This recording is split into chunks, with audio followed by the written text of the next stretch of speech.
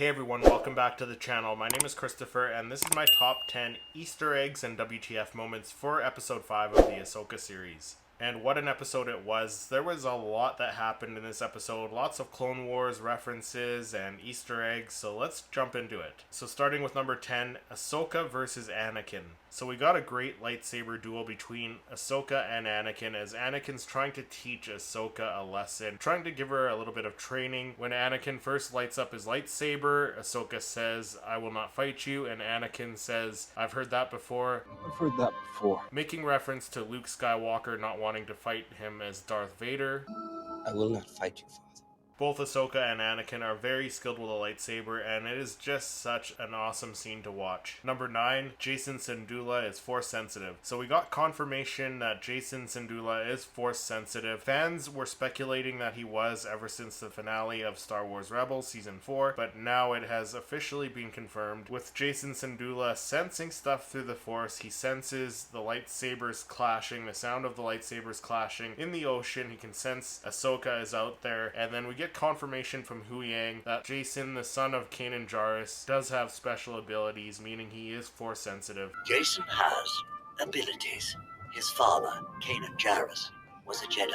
And a nice little thing that I noticed is that Jacen was wearing the same pauldron that Kanan wore in Star Wars Rebels. You can see it on his right arm there. I don't know if it's exactly the same one, but it's definitely the same design. Number 8, young Ahsoka. So we finally get a young Ahsoka from the Clone Wars. We were rumored to be getting a young Ahsoka in this series, and the rumors were true. We have a young Ahsoka, green lightsaber and all, in one of her earlier outfits from the Clone Wars. So after the first lightsaber duel between Ahsoka and Anakin slices the platform that they're walking on in the world between worlds, and Ahsoka falls down, landing in the past and realizing that she is her younger self in one of the first battles that she fought side by side with Anakin Skywalker. The actress who plays the young Ahsoka is Ariana Greenblatt, who played young Gamora in Avengers Infinity War. Number 7, the Battle of Ryloth. So after present-day Ahsoka ends up in the body of her younger self, she realizes that she is now in one of the first battles that she fought alongside Anakin Skywalker in the Clone Wars.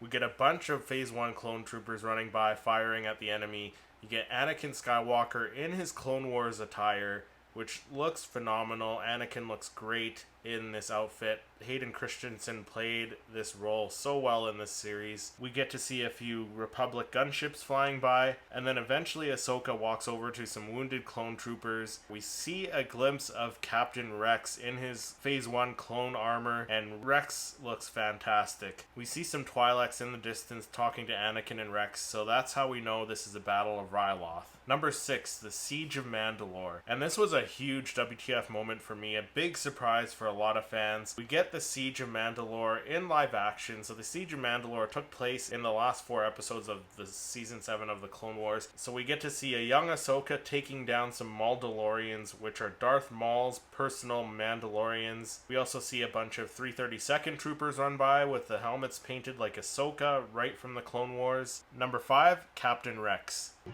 We'll secure the perimeter.